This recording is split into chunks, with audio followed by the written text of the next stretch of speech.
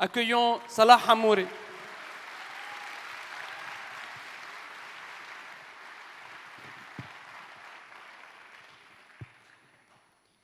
Bonsoir à toutes et à tous.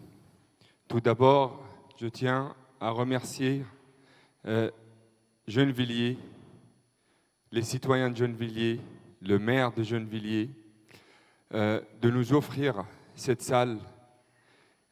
C'est pas nouveau, cette prise de position historique dans cette ville en faveur de notre peuple et notre cause.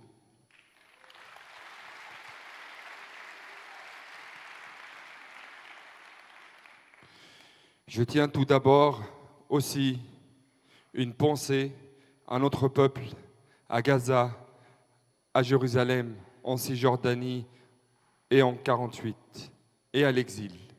Aujourd'hui, plus de 110 jours de génocide, 110 jours de massacre, 110 jours de nettoyage ethnique qui n'arrête pas.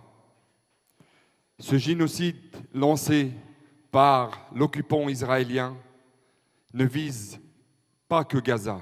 On en parle beaucoup de Gaza, c'est le première cible, mais tout l'ensemble du peuple palestinien est ciblé par l'armée israélienne.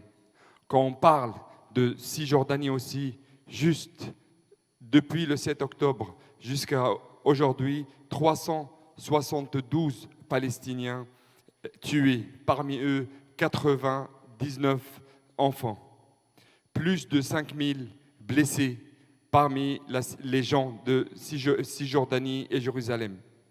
Les arrestations.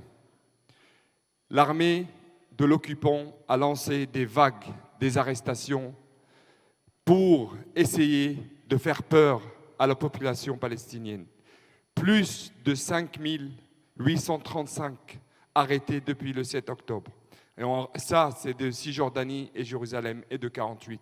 Il y en a au moins 3000 Palestiniens de Gaza qu'on ne connaît pas et on ne sait pas c'est quoi leur destin. 3000 êtres humains, jusqu'à aujourd'hui, ils ont disparu. On ne sait pas où est-ce qu'ils se trouvent et c'est quoi leur situation. Ce qu'on vit aujourd'hui, cette deuxième Nakba, remonte à l'idée du sionisme, que la Palestine est une terre sans peuple pour un peuple sans terre. Ce génocide lancé aujourd'hui a commencé 75 ans avant. L'histoire n'a pas commencé le 7 octobre.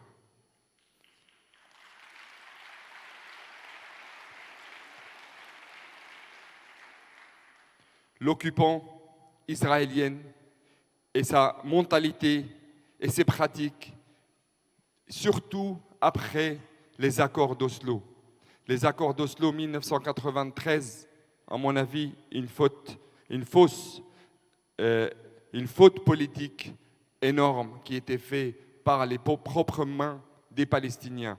Mais c'est juste après que la mentalité de la fragmentation de la société et la société palestinienne s'est intensifiée. On a vu que les Israéliens, depuis, ils ont essayé de couper le peuple palestinien en 5 morceaux. Un morceau à Gaza, un morceau en Cisjordanie, un morceau à Jérusalem, les Palestiniens de 48 et les réfugiés à l'extérieur de la Palestine. Cette fragmentation n'est pas que dans les 5 zones.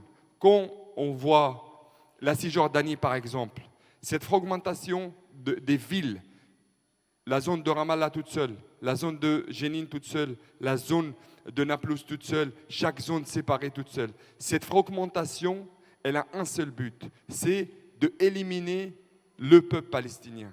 Il y a un seul but, c'est d'éliminer le peuple palestinien.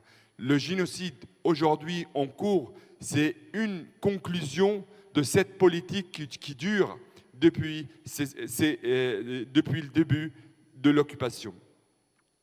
Ça nous conduit à une conséquence normale de l'occupation. Quand il y a une occupation, il y a une résistance. Quand il y a une occupation, il y a un peuple qui va se soulever pour dire non à l'occupant. Ça a été ici en France Et les résistants, ils étaient des terroristes à l'époque. En Algérie, ils étaient des terroristes. Au Vietnam, ils étaient des terroristes. Et partout, la résistance, au début, elle était accusée de terrorisme. Aujourd'hui, les Palestiniens, depuis le début de leur résistance, que ce soit de gauche, que ce soit de droite, que ce soit laïque, que ce soit religieux, ils étaient tous accusés d'être terroristes. Aujourd'hui, nous, en tant que peuple palestinien, on n'est pas là pour justifier notre résistance. Notre résistance, c'est un droit et notre résistance, c'est un devoir.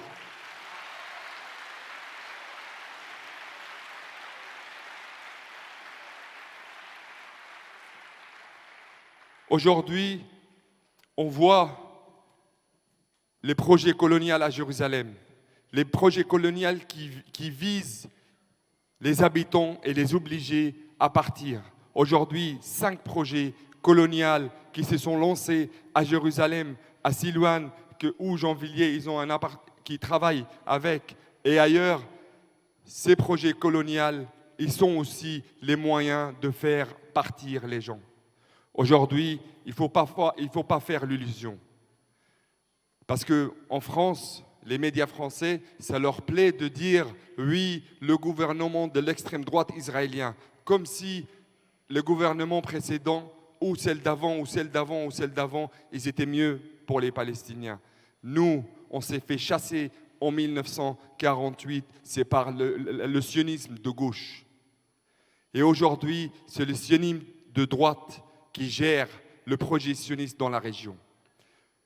C'est clair que après le 7 octobre, ça ne sera jamais pareil après le 7 octobre.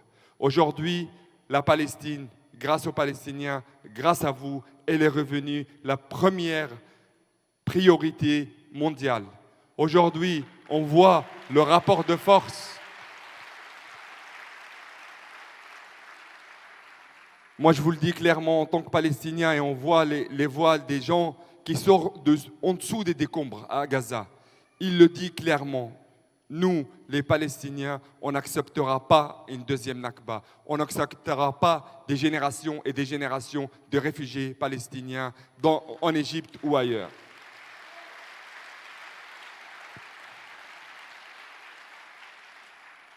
Gaza, aujourd'hui, nous a donné une leçon de dignité pour l'humanité entière. Aujourd'hui, quand Gaza, Cisjordanie et d'autres disent que nous, malgré les bombes, on ne va pas sortir de notre terre, ça montre que les causes se sacrifient. Quand on défend une cause, on est obligé de la sacrifier. Nous, en tant que peuple palestinien, on est prêt à sacrifier nos vies, nos chairs pour la libération de notre peuple.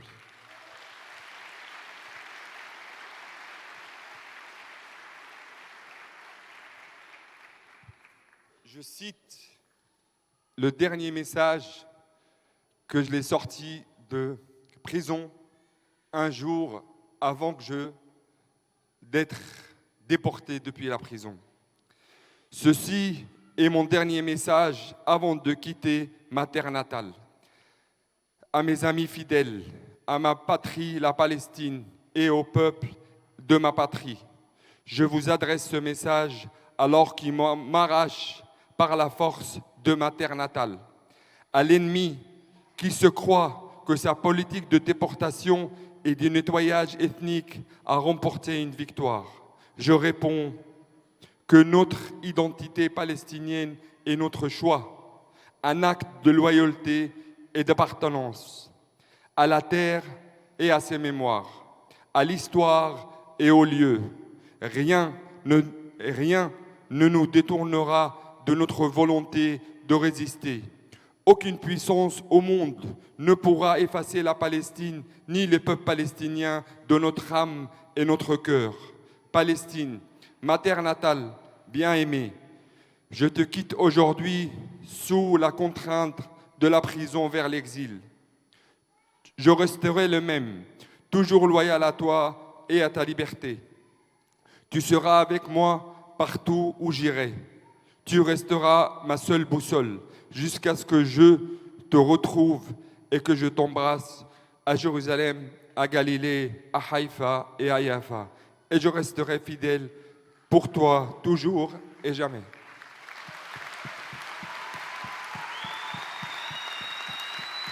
Aujourd'hui, dernier message.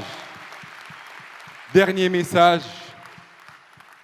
Aujourd'hui, je pense beaucoup de parmi vous reconnaissent le triangle rouge de la résistance palestinienne. Ce triangle rouge se forme sur 3 bases. Résistance, résilience, solidarité internationale. Aujourd'hui, avec vous, avec les gens, pour dire que c'est nous ici la France, c'est nous la valeur de la France. On continue cette démarche de solidarité, de lutte, jusqu'à qu'on puisse retourner, nous et nos enfants, dans notre terre natale. Merci.